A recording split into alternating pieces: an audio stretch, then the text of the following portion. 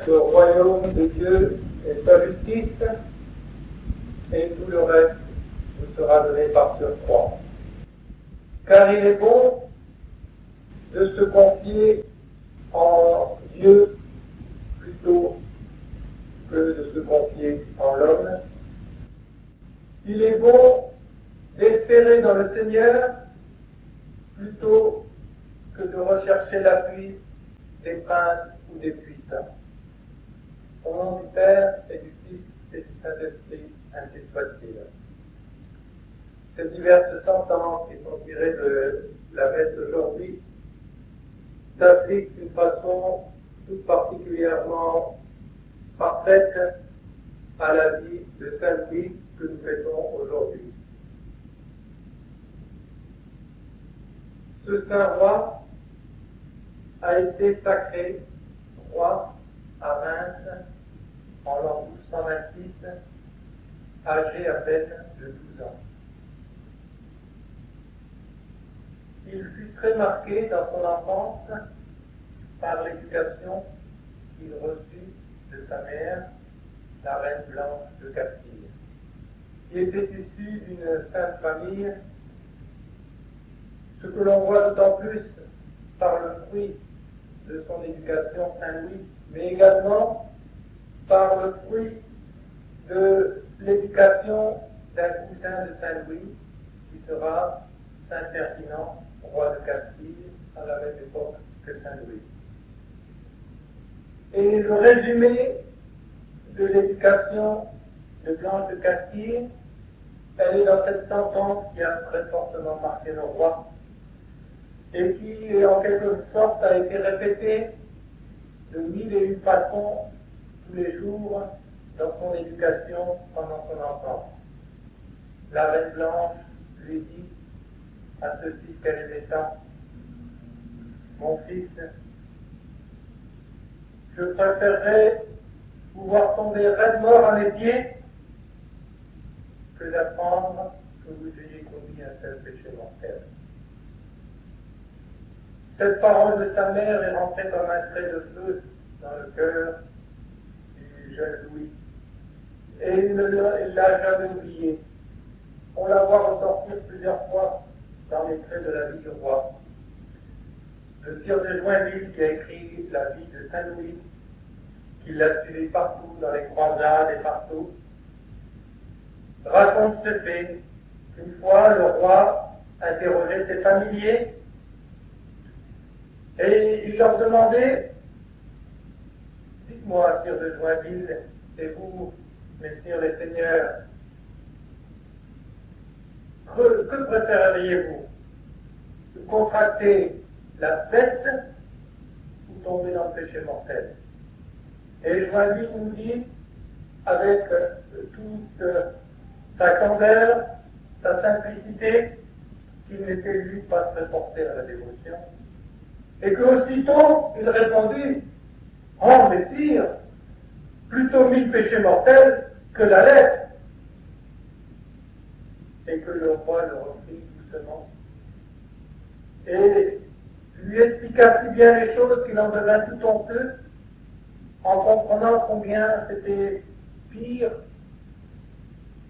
de contracter un seul péché mortel plutôt que de contracter la lettre.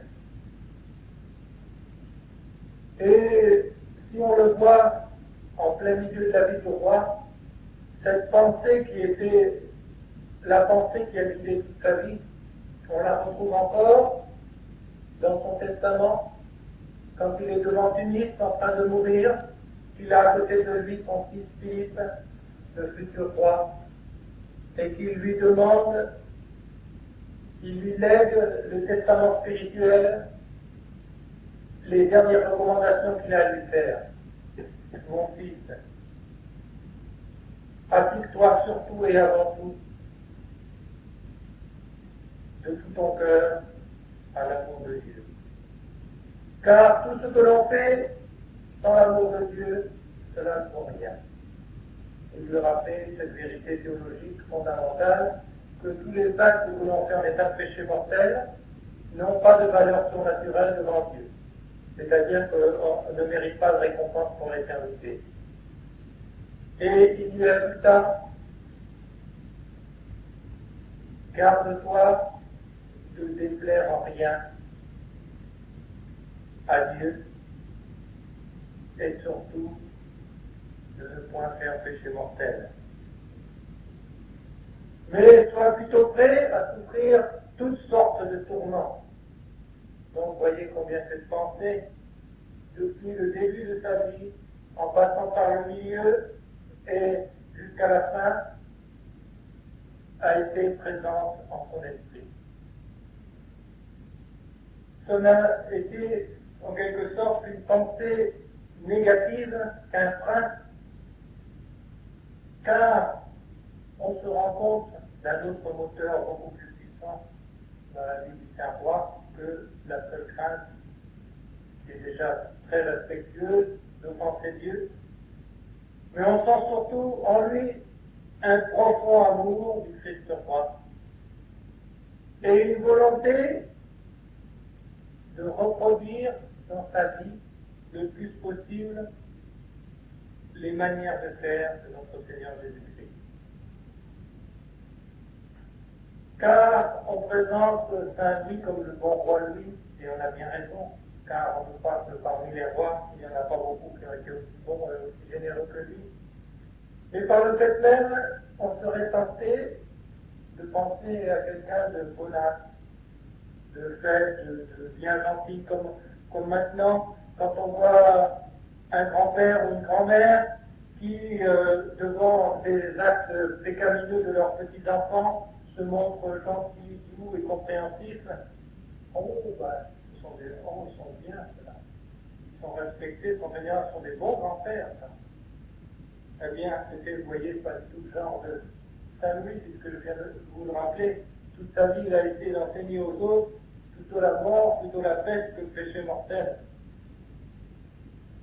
Et alors, avant de parler de sa bonté, il convient de montrer sa force, car il a été un roi fort, puissant, comme doit l'être un roi. Un roi, ça doit être un chef, et un chef, ça doit se faire respecter, ça doit se faire obéir. Eh bien, il l'a montré en bien des fois. Mais il y a plusieurs traits qui sont tout à fait démonstratifs de cette chose. Quand il était sous le chêne de Vincennes, scène qui nous est si chère, que l'on voyait souvent dessinée sur les livres d'histoire où il rendait la justice, où il le faisait avec équité, c'est-à-dire rendant à chacun ce qui lui est dit avec justice. Il n'avait pas peur de donner tort à un puissant et à un riche quand c'était le pauvre qui avait raison, et il n'avait pas peur de châtier le petit ou le pauvre quand c'est lui qui avait tort. Eh bien, une fois, son frère, Charles d'Anjou, avait fait un acte qui était presque, relevé presque de l'autorité royale, et c'était un jugement qui s'avérait ne pas être juste. Et on disait au roi, oh, mais c'est sentence, messire, prince, Charles d'Anjou, ne peut pas revenir comme ça là-dessus. Et le bon roi Louis répondit, il n'y a qu'un seul roi en France. Et il cassa la sentence de son frère. Il y avait à la même époque beaucoup de saints, puisque c'est le siècle de Saint-Dominique, de Saint-François, de Saint-Hyacinthe, de Saint-Thomas, de Saint-Bonaventure, de Saint-Ferdinand de Castille et de combien d'autres. Mais il y avait aussi des impies. Et parmi ceux-là, il y avait Frédéric II de Hohenzollern, l'empereur d'Allemagne, qui était tout à fait l'opposé de Saint-Henri, qui menait une vie, non pas à l'imitation de Jésus-Christ, comme Saint-Louis, mais à l'imitation des pachas musulmans. Il enviait dans un certain sens. Il avait fait une espèce de zoo autour de lui, et il avait, pour ainsi dire, presque un harem à sa disposition, et comme de juste, comme le pape lui reprochait tout cela, eh bien il s'opposait au pape. Et comme il était puissant, il entendait bien peser sur le roi de France pour l'appuyer dans sa politique, et non pas pour le contrecarrer. Et il le faisait comprendre par de plusieurs démarches à Saint-Louis. Et le roi Louis lui fit répondre: le royaume de France n'est encore point tant affaibli qu'il ne serve de valet à l'empereur. Des paroles qui revenaient à peu près à cela. Également, il était d'une grande déférence envers les princes de l'Église et tout spécialement envers le pape, puisque dans son testament envers son fils, une des choses qui lui tiendra à cœur, c'est de dire: reste bien fidèle au pontife romain. Défends-le. Ce que les successeurs de Saint Louis ont recueilli de l'héritage de leur père, car ils ont été, pendant toute la durée du royaume de France, le bras droit du Saint-Siège. Mais néanmoins, il lui est arrivé une fois où il était en opposition sur le plan temporel. Le pape lui demandait quelque chose que lui ne jugeait pas bon d'accorder. Et comme il s'agissait de biens temporels et du royaume de France, il a jugé bon de ne pas donner suite à la demande du pape. Donc vous voyez, il était à la fois très fort. Une chose qu'il ne pouvait pas supporter, il avait bien raison, car ça attire la malédiction sur ceux qui les font et sur ceux qui les entourent, c'était les blasphèmes. Alors il avait désiré faire une loi pour bannir le blasphème de son pays d'une façon radicale, une loi terrible. Ceux qui diraient un blasphème, on leur percerait la langue, comme avec un poinçon. Donc vous voyez qu'il n'était pas faible du tout. Mais comme le pape lui fit comprendre que ce ne serait pas dans l'esprit de notre Seigneur, alors aussitôt il y renonça. Ce qui montre encore sa force, c'est que quand il sera prisonnier des musulmans, après la défaite de Mansoura en Égypte, ce ne seront pas les armes des musulmans qui l'auront défait, mais le mystère de Dieu. Ça sera la peste, la dysenterie dans son armée. Les voies de Dieu ne sont pas les nôtres. Eh bien, il en imposera tellement aux musulmans, par sa fierté, par sa constance, que les musulmans le ressentiront tellement dans leur cœur qu'ils seront obligés de le dire ouvertement. Mais vous nous traitez, alors que vous êtes dans les fers, vous nous traitez comme si c'était nous qui étions vos prisonniers. Où on voit la noblesse de ce roi prisonnier abattu.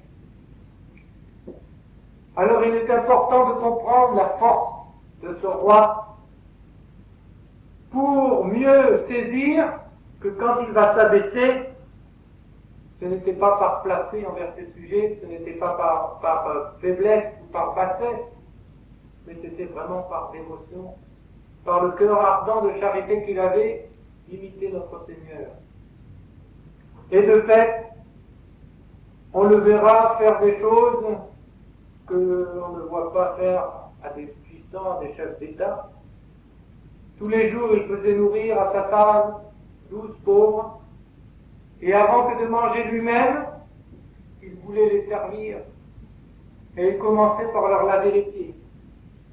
Et après, il se mettait à les servir comme s'ils étaient son Seigneur. Il était très déférent envers les évêques et les prêtres, comme je le disais plus haut, et il aimait tout spécialement les franciscains et les dominicains parce qu'il les voyait particulièrement dans l'esprit évangélique. Il aimait leur pénitence, il aimait leur pauvreté, et il les recevait souvent à sa table, Saint Bonaventure ou Saint Thomas d'Aquin. Et surtout, il les imitait. Et lui aussi faisait pénitence, il se faisait flageller, dit-on, presque quotidiennement, quand il le pouvait, par un de ses serviteurs, et pas à moitié, mais de façon royale, à la manière du grand Saint-Louis, qui était un grand gaillard, bien bâti, très fort, jusqu'au sang. Il portait continuellement un cilice, c'est-à-dire une espèce de côte rugueuse, comme une espèce de peau d'animal avec tous ces filaments qui le grattaient continuellement et même lui blessaient un peu la chair pour se mater lui-même. Il pratiquait vraiment ce que saint Paul nous dit dans l'épître d'aujourd'hui: ceux qui sont au Christ crucifient et mortifient leur chair. Et il jeûnait aussi, souvent. Il passait une bonne partie de ses nuits en prière. Mais là où on voit surtout sa grandeur d'âme, c'est justement dans les épreuves que le bon Dieu a permis pour lui. Comme le fait remarquer Don Béranger dans la vie de saint Ferdinand de Castille, qui était son cousin. Ce saint roi de Castille a une vie qui ressemble beaucoup, au point de vue de la vertu, à celle de son cousin saint Louis.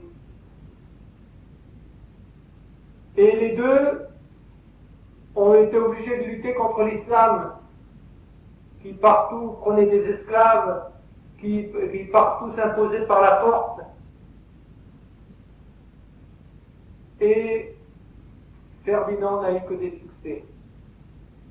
Il a réussi à repousser presque entièrement les Maures de la péninsule ibérique en reprenant deux des plus grosses villes du sud qui leur avaient appartenu depuis des siècles. D'abord Cordoue, dont ils étaient si fiers, et ensuite l'énorme Séville, qui à cette époque était la ville la plus peuplée de toute l'Espagne. Il aida également le royaume du Portugal à s'étendre sur le sud contre les Maures et donc à pousser ses frontières et à chasser tous les musulmans de toute la portion sud du Portugal. Et il ne resta plus aux musulmans que le royaume de Grenade, qui il faudra encore attendre un siècle et demi pour que définitivement il soit bouté dehors, après 10 siècles, s'il vous plaît, de domination sanglante, où ils avaient transformé tous les chrétiens qui vivaient sous leur domination en esclaves. Eh bien, le bon roi Louis, le bon Dieu l'a gâté d'une autre façon. Il a été, avec ses chevaliers, il a été malade d'abord, le bon Dieu a permis qu'il soit malade, après 20 ans de règne, et l'empereur, qui avait été excommunié par le pape, avait voulu se rattraper, Frédéric II, et comme il s'entendait assez bien avec les musulmans, il avait fait des tractations, et il avait réussi, ce que ne réussira pas Saint Louis. Donc vous voyez que les voies de Dieu sont surprenantes, à racheter en quelque sorte Jérusalem aux musulmans. Et il avait récupéré Jérusalem. Mais ça n'avait pas duré longtemps, au bout de 30-35 ans, eh bien, la ville était retombée sous le pouvoir des musulmans. Et Saint Louis avait compris que ce n'était pas à Jérusalem qu'il fallait frapper, mais c'était à la tête, c'est-à-dire carrément en Égypte. Il est le premier général, encore que le pape Innocent III y avait pensé avant lui, qui a eu cette idée stratégique qui était la meilleure, c'est-à-dire d'aller frapper l'ennemi à la tête. Et il est parti pour la 8e croisade avec Sénète, et il a débarqué à Damiette, qui était une des grosses places fortes musulmanes, d'où les flottes musulmanes partaient dans toute la Méditerranée. Et après plusieurs batailles victorieuses, il prit la ville de Damiette. Mais à cette époque, on n'avait pas de carte de géographie de l'Égypte. Il ne connaissait pas bien le pays. Il aurait fallu qu'il aille sur Alexandrie, qu'il prenne ce port et puis qu'il remonte après le Nil. Ça aurait à la fois donné une assise bien meilleure à ses troupes, du ravitaillement en quantité parce qu'Alexandrie était le grenier à blé, un des greniers à blé du monde, et en même temps ça aurait soulagé son armée parce qu'il n'aurait qu'à prendre les bateaux au bord du Nil, mais il ne le savait pas. Alors il a essayé de prendre par la route du désert, et là le bon Dieu a permis que la peste et autres choses déciment complètement son armée, ce qui fait qu'il s'est retrouvé avec une poignée. Il avait laissé le reste et son épouse qu'il avait amené avec lui à Damiette, et ce fut la bataille de Mansoura et la défaite de Mansoura. Je vous ai parlé de sa piété, mais je ne vous ai pas dit que le saint roi aimait beaucoup assister à la messe quotidienne. Ce fut tellement vrai que dans le coutumier des rois de France, il était prescrit, à l'imitation de Saint-Louis, que le roi de France devait assister à la messe le matin. C'était dans le coutumier, et presque tous nos rois ont assisté quotidiennement à la messe. Et une fois à Paris, on lui avait dit « Sire, sire, sire !» on savait sa dévotion. « Il y a quelque chose d'extraordinaire, un miracle qui se passe dans telle rue de Paris, venez vite pour le voir !» C'était au moment où il devait assister à la messe, et il répondit « Je vais assister maintenant au plus extraordinaire des miracles. » Et il s'en alla tranquillement assister à la messe. Et il aimait aussi dire son bréviaire qu'il disait quotidiennement comme les moines. Et à la bataille de Mansoura, battu, lui le roi couvert de chaînes, un des rois les plus puissants de la terre, eh bien, ce dont il fut peiné, nous disent les chroniqueurs, c'est que dans la bataille, il avait perdu son bréviaire.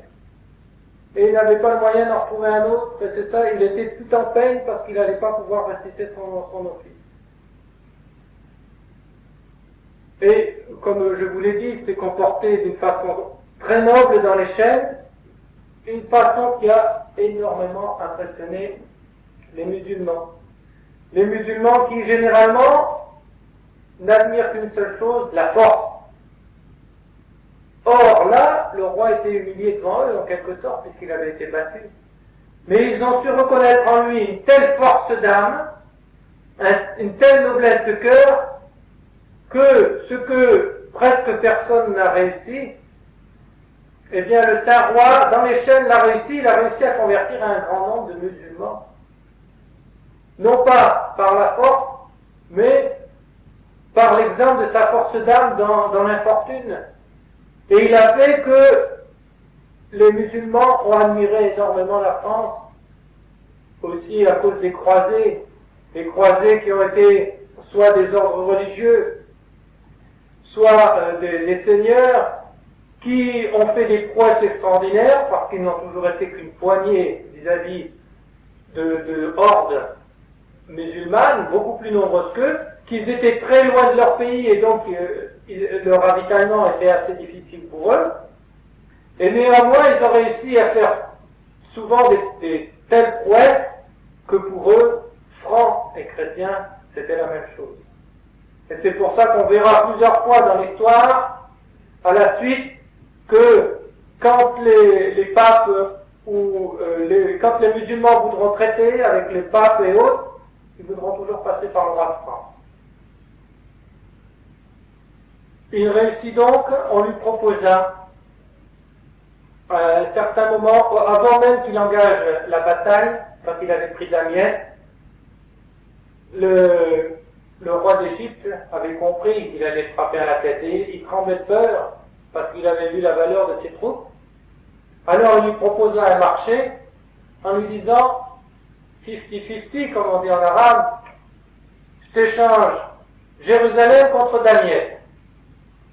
Mais le saint roi n'avait pas voulu, parce que son but c'était d'abord d'écraser la puissance pour qu'après Jérusalem soit tranquille, pas seulement délivrée pour quelques années comme par l'empereur, mais délivrée véritablement. Eh bien, néanmoins, une fois qu'il a été prisonnier, c'est grâce à Damiette qui lui a servi de monnaie d'échange, il a pu racheter sa liberté, celle de ses troupes, et il est venu en Palestine, où il a fortifié la Palestine autant qu'il a pu, avant de devoir rentrer en France après la mort de la Reine Blanche. Et là, il est rentré, et c'est surtout dans cette dernière partie de sa vie qu'il a rendu justice et qu'il s'est montré d'une piété extraordinaire. Il a ouvert beaucoup de monastères, il a fait bâtir des églises, il a fait aussi beaucoup d'hospices pour les pauvres. Il a voulu, comme je le disais tout à l'heure, les servir de leurs mains.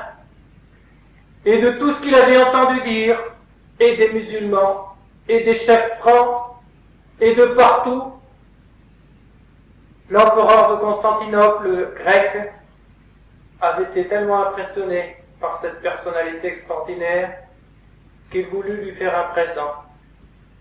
Et à travers l'empereur de Constantinople, c'est le bon Dieu qui lui faisait ce présent. À Saint Ferdinand, il avait donné la victoire continuelle. À Saint Louis, il avait fait un don bien plus précieux, il lui avait donné la croix continuelle. Alors il a voulu lui récompenser et il lui a fait donner la Sainte Couronne, qui était gardée dans le trésor de Sainte Sophie, la couronne, la Sainte Couronne, c'est-à-dire la couronne d'épines de notre Seigneur sur la croix.